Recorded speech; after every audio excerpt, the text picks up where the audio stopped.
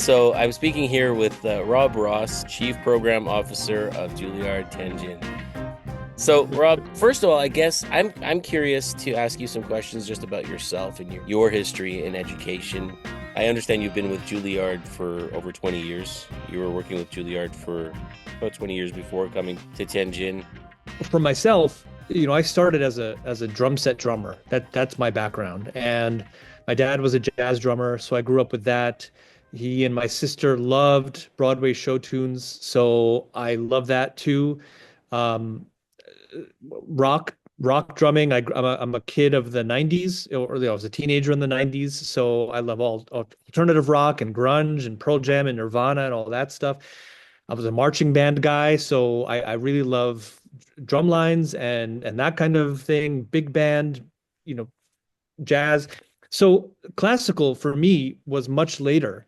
Also, sorry, I forgot one major artist who influenced me from age 8, and that's Michael Jackson. I'm a huge Michael Jackson fan.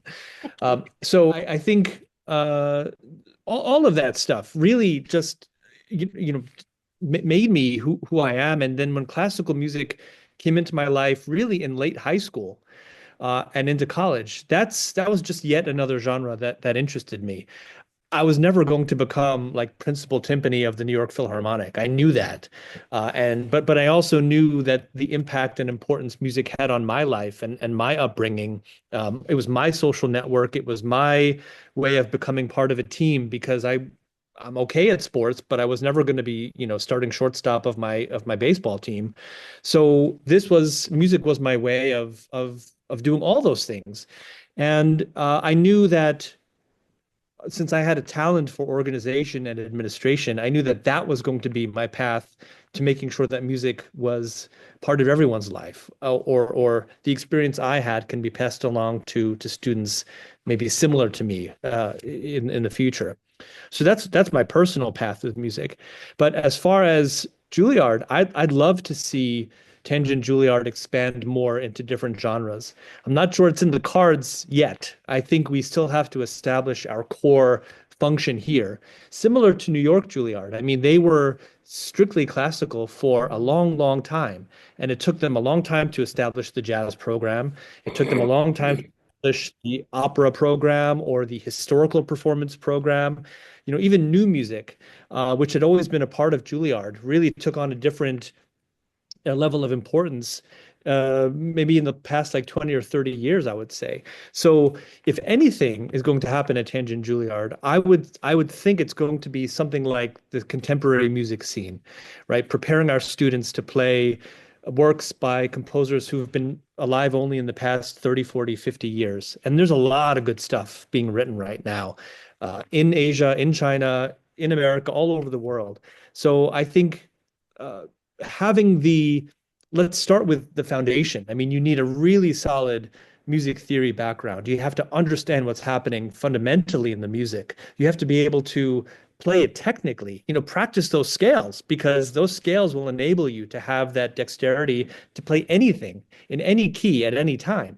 And then you put those things together and you add in some new interesting, some composer with a new viewpoint on music, and that's what we need. That happens after we establish our basic program.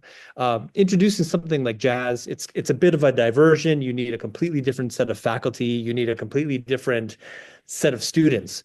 Same thing with historical performance. You need completely different instruments to establish something where you study music from like the 1500s, 1600s on those period instruments. So I think that might be later on, Mhm. but new music with extended techniques, that's what I see. I'd love to be focusing on here over the next few years.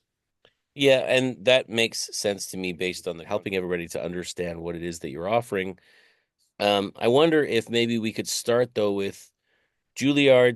I understand that Juilliard in New York was founded 1905. It was the Institute of Musical Art, founded by Frank Damrosch in New York. In 1919, Augustus Juilliard donated towards the school, and the Juilliard Musical Foundation was created. That sounds right. And the interesting thing, Augustus Juilliard was a textile merchant, right? So he wasn't a musician. I think he probably loved music, which is why he donated, I think, $10 million to the school. Back in 1919, $10 million is a heck of a lot of money. But to name something in perpetuity for $10 million these days, that's not heard of, right? These days, I think people give $5 million to name something for about 20 years, and then the process starts again. But yeah, I think Juilliard, he donated that money, and ever since then, it was basically referred to the Juilliard School. Wow. I mean, you're right. I will say that 1919, 10 million would have probably been the equivalent today of about 10 times that, right? Yeah, That's a lot of money. It wasn't until 1926 that actually those two things formally merged and it became the Juilliard School, right? that's right. Yeah. And also, they created the first pre-college division, the first part of the Juilliard School available to anyone younger than college age. In 2019, that's when we celebrated the 100th anniversary of the pre-college in New York. I remember all of my experiences at pre-college very fondly. They were challenging, but they were so fulfilling. The Juilliard Pre-College started as the Juilliard Prep Division. Over the last decade or two, the range of the education has increased considerably, all within the confines of a Saturday, which we cannot increase beyond 24 hours. As we look back and celebrate 100 years, we also look forward. We look to it with hope that we can share the experience of pre-college with as many young, talented students as possible. From all backgrounds, from all interest levels, we have the platform for success in the future, as musicians certainly, but also as human beings. One of the questions that is just burning in my brain is it's been around, so we're talking about at least 100 years, right? And for the first time ever, Juilliard has opened another campus outside of New York. Why Tianjin? What would you say? What would be I mean, I'm sure that's a very complex answer, but if you simplify it, how would you answer that? It's a complex answer to one of the most frequently asked questions we get, right? And it's not even why China, because I think a lot of people understand why primarily a classical music school goes to China these days. But why Tianjin? Well, I guess if we pull back the camera and rewind things a little bit, we can start to see over the first 120 years or so of the school, there were only, I think, 7 presidents of the institution. And the most recent president before the current one is a man named Joseph Polisi. And he was president of the Juilliard School for around 34 years. And so when you do the math, that's almost a quarter of its existence was under the direction of this one person. And his legacy, he knew his time was going to end at some point as president. And I think what he wanted to make sure for the Juilliard School is that there was a future in classical music, that there was, even though we saw the downward trend in the United States for many years of people being interested in classical music, people studying music at that level for even from the youngest ages, but certainly through the professional levels, and audiences, which is a big topic we talk about in the States. Audiences are getting older for classical music, and he wanted to ensure that there was always this sort of influx of interest, of young talent.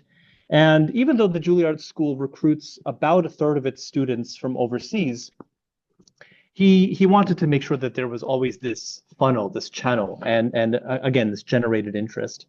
So I think maybe about 10 years before he finished his presidency, he started exploring how can we expand the footprint of Juilliard? How can we make an impact that really is worldwide and not just in this little section of 65th Street and Broadway in Manhattan, New York City?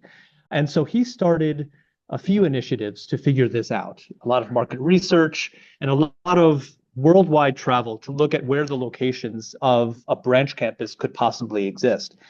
I think China was very much on his mind this whole time, but he did look at several other countries, a lot of them in the Asia region, but China was always at the top of the list. Within China, it became, I don't want to say it was a bidding war because I don't know that that's true, but I do think they looked at various cities across China and again, the impact that the Juilliard School could have in each of those cities. Something important to remember about this project now is that we are a joint venture. So we are not here as a commercial enterprise. We are here as a nonprofit school who, by law here, must have a partner on the ground. So we started looking at different institutions. Well, let's say we want to go to Shanghai. Who could we partner with there? The Shanghai Conservatory. If we want to go to Beijing, well, we can partner with the Central Conservatory in Beijing or the China Conservatory in Beijing. These are all very reputable schools who may or may not benefit from a partnership with the Juilliard School in New York. Well, I'm sure there's benefits, but they may not be in such high need to partner with a school like ours. In Tianjin, there's two major factors that are in play. First, the joint venture partner. And the Tianjin Conservatory here, which has been around for a very long time, we felt and they felt that a partnership would actually benefit both institutions. And so from the very beginning, they were very much on board with the idea of having us be another powerful school within their own city.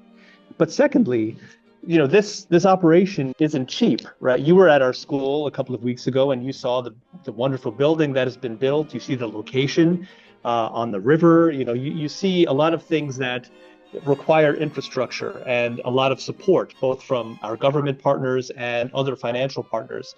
And those partners existed in a very strong way within Tianjin.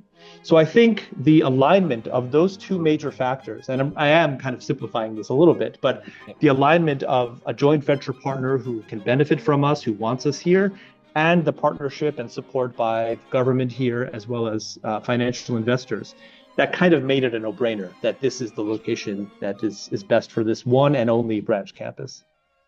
Wow. So you said something there that took me off guard, is that other schools might not consider that this would be a benefit for them, which honestly, I mean, part of it is that I'm going from the perspective of somebody who's been to the location, been to the campus. I've seen it.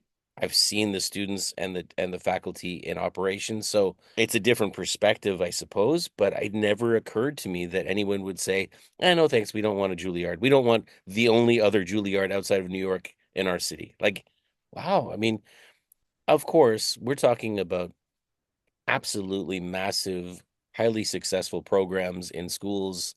Yeah, I get what you're saying. It just had never occurred to me, you know, because Right.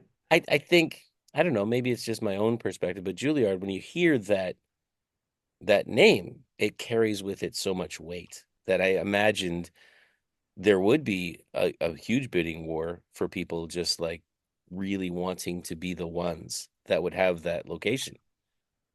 I could make an analogy to you or your listeners who happen to be baseball fans. Let me use basketball as an example. Okay. If I'm LeBron James and someone said to me, okay, do you want Steph Curry to come to your team? I mean, maybe in some ways that would be a wonderful partnership, but in other ways, that's a lot of ego. That's a lot of other things to balance. And I think, I'm not saying that that's the only reason, but you know, when you have some of these powerful conservatories within China who have been extremely successful in what they do, and they invite another big name who hasn't had a presence yet in China, I think that was probably part of the consideration. And the Tianjin Conservatory, like I said, it's had success. It's been around for a very long time, but it may not have been the conservatory that you associate with the Shanghai conservatories or the central conservatories. And I think they felt that they could benefit a lot from us being here, from our teachers working with their students, from just even from a teacher training pedagogical expansion point of view. I think they saw that there were a lot of benefits to them. Yeah, I mean, yes, I do think, you know, when whatever sport, if you're looking at the top player in that sport, one of the things is, can your city even afford to bring them in? You know, I mean, a city has to seriously consider, can they bring in enough ticket sales to actually furnish that, right? To allow that. That's So right. yeah, that does make sense what you're saying.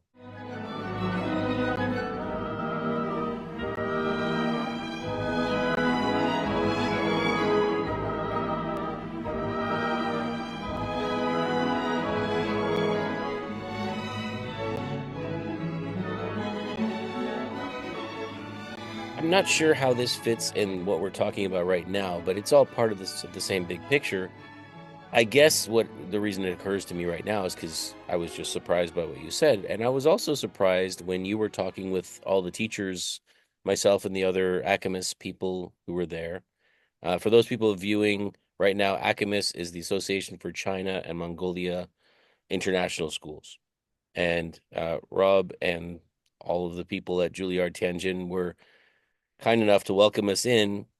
We had an arts educators conference with ACAMIS, and you guys welcomed us in for the pre-conference where we did workshops and we did a tour. It was just an amazing day. So thank you for that, first of all. That was awesome. It was fun. A lot of fun to put together. Yeah. As you were talking to the teachers there, you were talking about things that surprised me a little. I always think of Juilliard as the place where if you've studied for enough years, enough hours, and you've reached that point where you can audition and get into the school, basically the elite, the best of the best. And Juilliard is not just that, especially in Juilliard Tianjin, what you were telling us, the summer program that, I'm looking at whether or not my son could go to that. He's been playing the violin for a couple of years, and I do think he's good on the violin. But honestly, before hearing you talk, I hadn't considered the possibility of sending him to Juilliard at this point in his development, Summer program, all of the outreach programs that you're doing. You guys do outdoor concerts for people regularly. I think I read something like 150 concerts a year, something like that. Yeah. So I wonder if you can just talk a little bit about that. How was that process? Was that just built into the decision to go to Tianjin? Okay, when we go, we're also going to do these programs, and that's just going to be part of what we do. Or did that develop over time as the conversation advanced? I think, again, pulling the camera back a little bit, and when we look at the conservatories across the world, especially the ones in the United States, I think we see this picture kind of like what I was saying before. We want the most talented people to fulfill the spots in the college division or in the master's degree or in the doctoral programs. We want those professional level people. And for many generations, there have been a flow of people who are ready to audition at that high level because the stages before that, right? And we're looking at public schools generally in the United States. They had thriving arts programs. And every school you went to had 3 choruses and 2 large ensembles, an orchestra and a wind band. They did musicals. They did all these different things. They provided lessons. And I think over time, especially starting in the late 80s and the 90s, these arts programs started to be cut little by little. People who wanted to have these high-level music experiences sometimes had to go outside of their public schools, or sometimes they just didn't do that. They just weren't exposed to high-quality music education, and therefore the pool of people who studied music at a serious level just started to shrink. And the trend became apparent to a lot of conservatories. And so what they started to do was build outreach programs that connected with the communities, to connect with public schools, to provide the arts programs that those schools were not, that ceased to exist in those schools, or partnering with community music schools, or just creating their own music programs. So I think the trend has been happening, and you could even see it places like Juilliard or Colburn in Los Angeles or New England Conservatory. There are thriving community programs that are housed under those conservatories. So when we came to Tianjin, I think what we realized very quickly is a couple of things. First of all, we came into this country, into Tianjin, thinking that we build a beautiful building, we put the Juilliard name on the wall, and there's going to be hordes of people looking to come here and just experience what we have to offer. And the truth is that a very small segment of the population actually knows who we are or knows what we do. And there's a bigger segment, maybe like you, who think that, oh, I definitely know who they are, but that's not for me. That's not for my son. This is a finishing school before people become professional musicians. So part of what we are doing, and we've been working on this for a few years now, is trying to tell the story of this Tianjin Juilliard pyramid, right? And this is something I talked about to all the educators who came that day. Yeah. Yes, we do have that elite, top of the pyramid. We have that elite graduate school program where these students are finishing a 2 years master's degree and will go out and win orchestra jobs or become teachers or become professional soloists, whatever they hope to do in their career. That's the point before they launch their career. But down the pyramid, we have a pre-college program for students who are quite exceptional, ages 8 to 18, right? They come to us 1 day per week, and that program is also kind of an elite program if you look at it that way. But then the bottom of the pyramid, which in many ways is the most important part, are the programs where we are giving accessibility to this Tianjin Juilliard, this Juilliard education, to anyone who wants it, to anyone who recognizes that quality music education is special under this name. Enrolling a child in a music class or giving them private lessons on an instrument does not mean that they're on a path to become a professional musician. A music education is just part of an overall education that is necessary for today's child. It teaches things that other subjects cannot teach as easily. The programs we create at the Public Education Department of Tianjin Juilliard are all supporting these same core values. The connecting to oneself, really helping discover who you are as a person. The collaboration with others, and this idea that music connects cultures and countries. And a boy who's playing violin for 2 years, or a girl who is studying cello for 6 years, or someone who wants to just experiment and try a new early years class because my kid is 4 years old and they've never really experienced music. We're inventing all those programs here for anyone. Now, it's a lot because we're only 6 years old and we're kind of creating as we go. We're not the 120-year-old Juilliard. We don't have templates from Juilliard where we know exactly the programs we want to build. So it is a lot of trial and error. It's a lot of talking to the community, to understanding what the market needs are, to even understanding what other options are out there for other people. Like the summer camp you mentioned, sure, we're creating a violin camp, but we don't just want to do what we think is right. We also want to see what all the other violin camps are doing to say like, oh, well, parents will expect this, so we can do a little bit of that, but no one else is offering this, so let's try that as well. And it's been, sure, a lot of work, but it's been one of the most interesting parts of my career because we are creating opportunities for people who really, really want this kind of experience.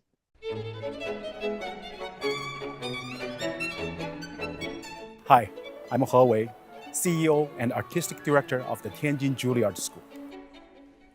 Here we are on our beautiful campus, where we present over 150 public performances in our state-of-the-art facilities, in addition to outreach performances in the community and numerous concerts and other venues in China. Our students collaborate with alumni, guest artists, and faculty to bring the most exciting and passionate performances to our audiences. We invite you to join us on this exciting journey of music making and discovery at the Tianjin Juilliard School. We saw those young performers. Those kids are from all over China, so they study at whatever school they go to, and they have a private teacher at home. Those kids fly in on the weekends. So those kids are hugely dedicated to being a part of this program. And then what you were talking about just now, like, the kids who are living in Tianjin or, 45 minutes away by high-speed train to Beijing, that's another almost, 20 million people or something, Right. half the population of Canada in that city. And then Tianjin, what's the population of Tianjin? I don't know. I think it's like 13 million or something. Yeah. So we're talking the population of Canada roughly in 2 cities, right? And you have people flying in from other cities in China. So, for example, the summer program, that's a very doable thing for someone like myself, a kid, my son who loves music, loves what he's doing. And it seems like just a great opportunity to practice in a incredible campus. I mean, just actually arriving in the bus as we were arriving, and I saw the building itself, I was like, wow. And then we went inside and holy cow, it's stunning. And it's not just visually pleasing. I mean, you guys have put a lot of time and effort into making those rooms sound amazing. And, every room you walk into, there's a Steinway and all those kinds of things. It was just really that amazing impact. and thinking, wow, this is something that someone like myself could do for their kids. Building. I think the building is yes, it's an architecturally unique place. I think it's one of the only conservatories I've been to that is so purpose built and so modern. And like you said, each room is carefully designed. Each room has a Steinway piano, and all those things are super important. But I think the Juilliard difference, the Tianjin Juilliard difference, are the educators who are here. And I'm speaking to a music educator, and maybe your listeners are music educators. And this building is just a building when it comes down to it, right? But what I think makes a difference, the biggest difference, are the people who we hire to teach. And so, for example, if your son comes to the violin camp, um, one of the major differences between our violin camp and any other violin camp is that we have our people teaching. We're not outsourcing this. Even a summer camp, which is only 1 week over the summer, we still have our pre-college and our graduate school faculty and our public education faculty. They're all involved. And to us, that's a very important part of this because, as I said before, we're not a commercial venture. We're here to offer music education. We are here to make an impact. We're here to motivate students to not just take music lessons, but to love music, to fall in love with music, to cultivate that lifelong love of music so that when your son decides whether he's going to be a violinist or a teacher or a lawyer or a CEO, music will always stay with him and will always be something he can have in his heart. And I think that only happens when you have music taught in the right way, in the right environment, with the right kind of teacher. Otherwise, as you know very well, students, and I was one of those parents too, who really tried to push music onto my kids because my wife and I are both musicians, and it didn't quite stick. And why didn't it stick? Maybe because parents are a little bit too forceful, or because maybe parents are not making it fun, or maybe the teacher is not making it fun. How can we create music that programs that are engaging and fun and educational, and again, just making kids really understand that music is has to be an essential part of their lives, right? So I think if we say anything of what's unique to Tianjin Juilliard, yes, it's this building, but it's the people who teach as well. One of the things as we were doing those workshops, they were fun, very practical, useful techniques for working with students, but it was so much fun. So I studied at the Royal Conservatory of Music in Toronto, and still to this day, both of my kids are studying with the Royal Conservatory. I love it. But what I love about the Royal Conservatory, their structure is very clear, well laid out, hugely professional, and what you just said. I remember going into my exams when I was a kid and being so scared. But that honestly, I remember that sort of as an anecdote. I don't remember that as being the Royal Conservatory experience. What I remember is Mrs. Ruth Lamberti, who she loved music and she loved that she could get us to love music. Those are the things that I remember. So, there are always in any music education experience for the teacher, for the learner, there are going to be those moments that are scary, and that's part of the roller coaster of it, is that if it was all easy and you could only win, then it wouldn't be exciting, you know? So yeah, I That's guess exactly the idea of exams and uh, milestones, or how, especially how parents perceive achievements in music. I think that's something where some schools like ours, we might have a different viewpoint on it than some other schools. I think, especially being in China, many parents expect that music is a competition-based endeavor. And certainly it is competitive. But what we do every year when we invite a new cohort of parents or students into our school, we meet with the parents on that first day. And we talk about the nature of competition. We talk about how we downplay these aspects of negative competition and we focus on positive competition. And what I mean by that is uh, students need to compete. I think competition is motivating. I think competition can make a student work harder, but only if it's framed in the right way. I don't want to look to my right and to my left and say, am I better than that kid? Or did I get the concertmaster spot over that kid? Or, where did we place in this piano competition? To me, that's negative competition, and that doesn't really give you any relevant marker of where you are as an artist or as a young musician.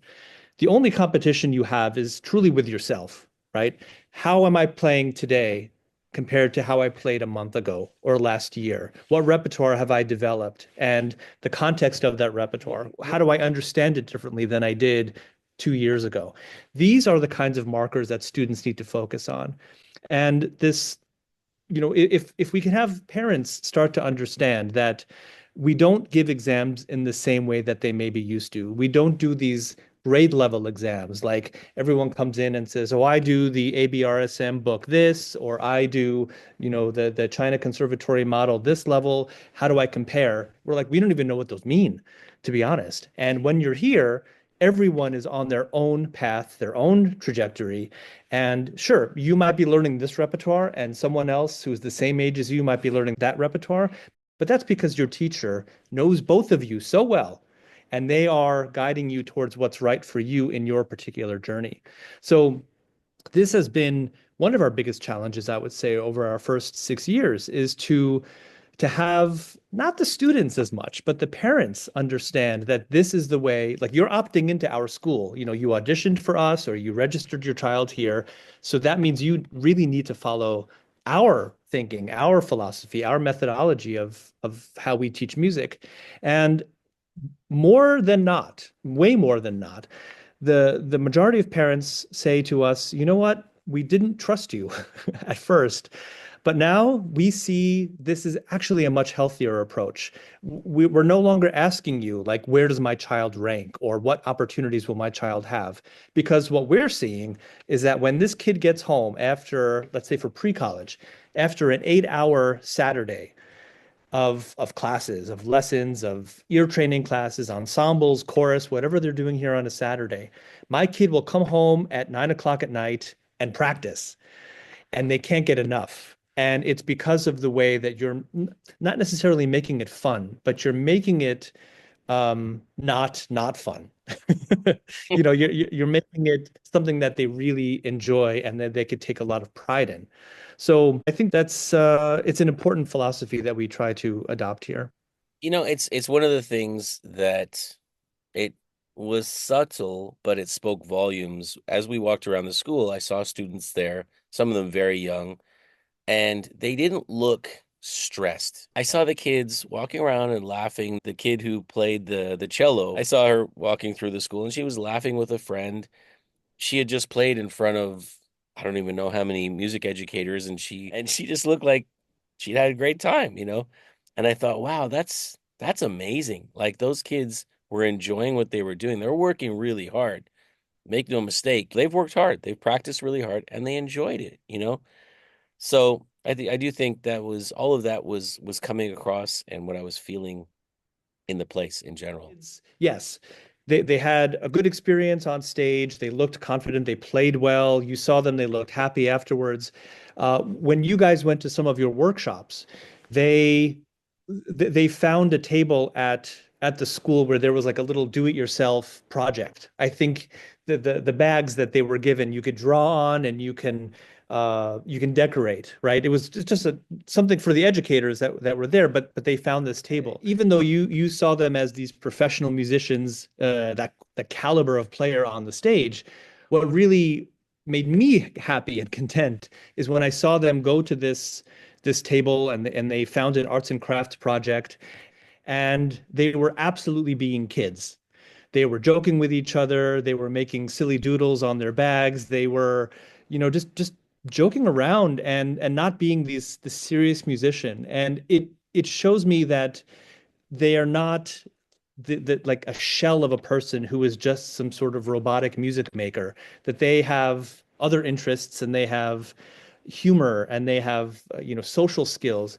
And to us at the Tianjin Juilliard School, we are looking to create people who are well-rounded. I mean, I know it's a widely used term, but we want artists. We don't want simply Robot. technical musicians. Yeah. Yeah.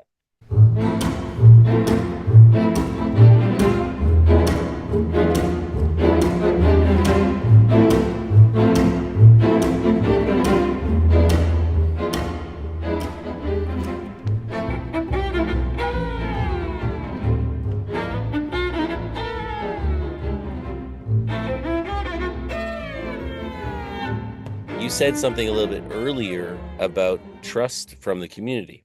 You know, it's a different way of seeing things and thinking, okay, I can imagine being a parent who honestly has spent a lot of time and a lot of money on their kid getting to that level that they're at and saying, okay, now we're putting them in this place called Juilliard, and they're saying, have fun.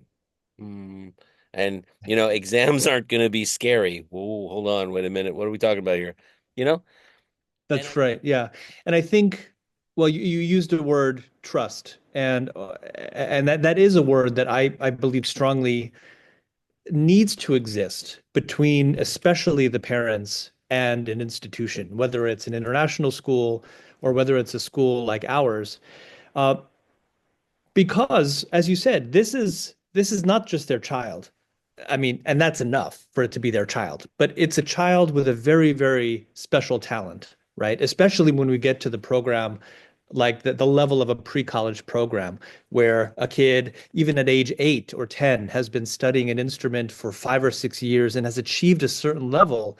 It's taken a lot of time, a lot of money, and a lot of drive for both the student and the parent to get to that level.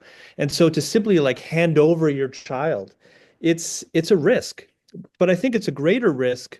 Well, I should say, if we're in the United States and we're looking at the Juilliard pre-college model there, it might be a little bit less of a risk because of the reputation of that school and because that school model exists all over the United States. This idea where you go to a third school, maybe one day a week, maybe 2 days a week, and you spend a certain amount of time there, but that's not your focus, right? Your focus can be academics. Your focus can, you could do sports, you could do all sorts of things. Music is a part of that.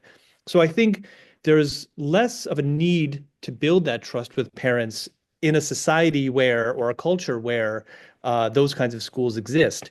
Here, our model is very, very unique, and that has been one of the challenges, both for our Saturday pre-college program or even our Sunday music development program, which is more of a community music school type of model, or even for our camps, right? But for pre-college, I don't want to call it that we're trying to be competitors to the existing model that exists in China, but for the most part, for the past 50 or 60 years, if students have a talent in music, they go to a very specific type of school, which is one of these attached middle schools to one of the major conservatories.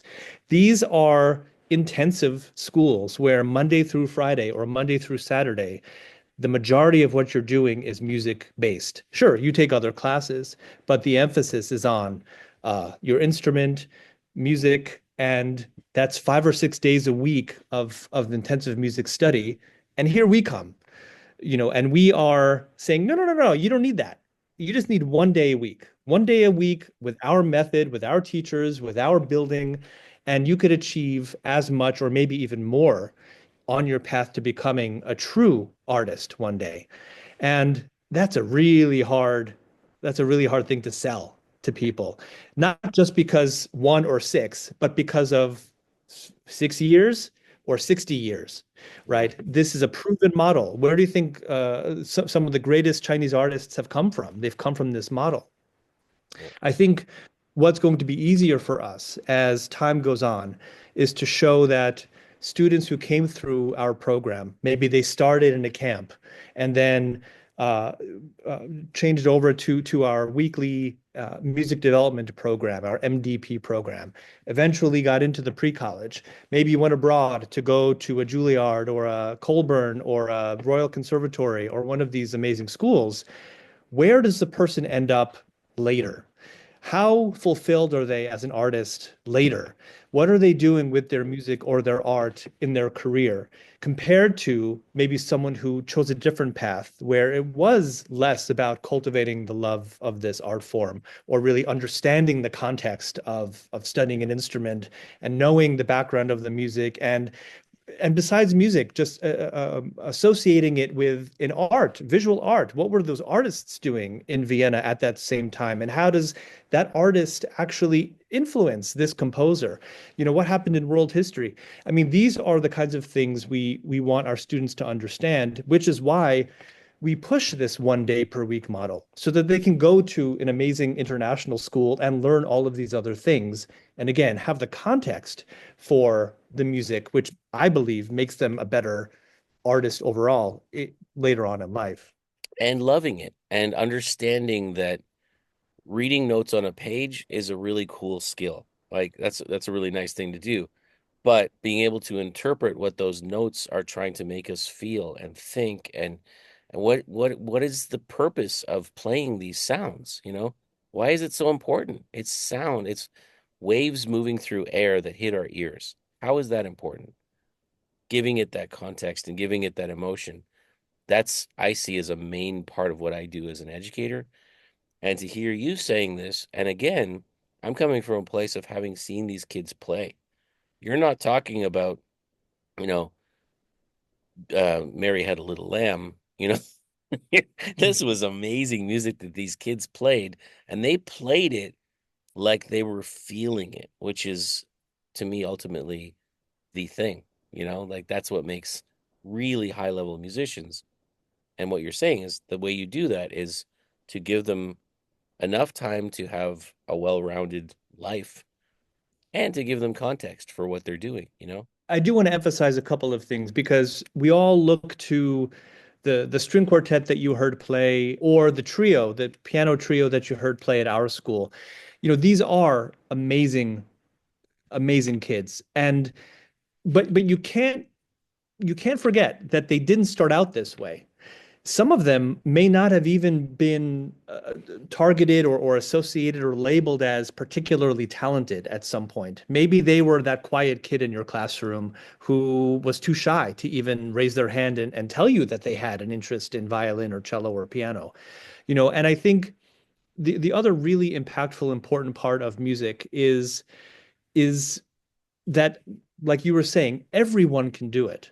Maybe not everyone has the natural talent, but everyone can have the drive to bring from a point A to a point B to a point C. Maybe that point C is now going to be what you heard, those kids at that amazing level. But a point C can be a very respectable level where that child now has a new sense of confidence because they can play the ukulele or they can play the drums or they can play the trumpet the way that makes them happy. And so yes, I work at the Tianjin Juilliard School and I work with some of these amazing faculty and students. But to me, this is not the point. To me, the point is, if we talk about that pyramid again, that lower level, getting as many people involved, and sure, some of them will kind of move up that pyramid to the top, but many of them won't. And it's keeping those kids and those people involved in music at that level, at that passion level. That's more important for us, for you, for me, for all of our colleagues who teach. I think this is what we can't lose sight of. We praise those stars. We praise those people who we might, prodigies or whatever. But that's not actually the goal, I think, of what we do. Yep. And that to me that completely makes sense. I'm curious. I would love for people who are watching this to comment, to let us know what they're thinking as we're talking. Are they thinking, yeah, you guys are right on. You're saying, that's what I believe. Or are they thinking, yeah, no. Like I would love to know what people are thinking as they're listening to this conversation, because I feel like you and I are on the same page. It's not about just playing the notes. You're trying to play emotions. You're trying to show people, to show what you're feeling and what you're thinking. And then that in itself, that's it, and then if people also appreciate and connect with what you're saying through your music or through your art, then that's like Megan Highfill, I was at an AMI festival this past week, and she said, that's the cake. We've had the experience. That's the cake, the whole cake. And then Mm. the concert and people enjoying it, that's like the icing on top of the cake, you know? And if we can help our students to understand that, then if they decide at some point, okay, I'm not going to make this a profession, I'm going to become an architect, you know, or I'm going to, I don't know, whatever, work in a shoe store. But they love to go home and play guitar, or they love to go home and, you know, just experience music, even if it is listening to music and just having a little more understanding of what is actually happening there. All of those things are wins because we're making people happy in their lives. And then whatever they do with that is, what fits for their situation, for their life. That's right. An interesting statistic that I used to follow from my days in Juilliard in New York was that of the pre-college graduates that have studied instruments at this very high level through high school, uh, about 50%, 50% of the graduates do not go into music for their undergraduate studies. They're choosing everything under the sun, from science-based to literature to pre-med or architecture, whatever they're studying, and 50% do go into music right away.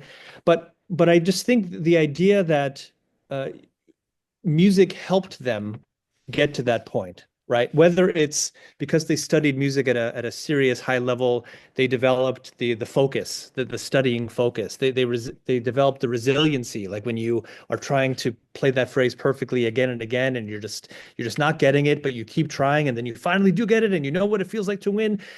That gets inside of them too, and so many other factors that help them achieve whatever they want to do in life. This is a point that I also try to emphasize with parents, with students, with college guidance counselors, college admissions officers to whom I write recommendation letters. This child is a very high level trombone student, but I recommend them for Harvard, or I recommend them for NYU, I recommend them for whatever university, because I know that this person can succeed in whatever situation you're putting them in. And I think that, we talk about parent education. This is something that I really try to emphasize, not only to parents, and certainly not to people like you who know this, but to people who employ you, the school administrators, the heads of school, who need to decide, where do I put my funds? Where do I put my school resources? Let's build more sports teams, right? Let's build more VR, AR, XR technology. Let's buy more 3D printers. Sure, that stuff is fun and it's important, and they have their own value. But if you don't invest in the arts, whether you're a parent sending your child to music lessons, or whether you're a school administrator deciding to either cut a school band or hire another music teacher to start a new program, these are things that I think need to be repeated again and again. How important the arts, performing arts especially, I feel, can contribute to advancement in all these other subjects, in a student's self-confidence, in a student's ability to create and express themselves. I just think that arts advocacy is something that I and you and many people like us need to continue to do to their communities. And in that case, then I think we have a chance. I think we have a chance at a world that is more empathetic, that is more understanding, that is more creative, and hopefully just a world that can sustain for future generations.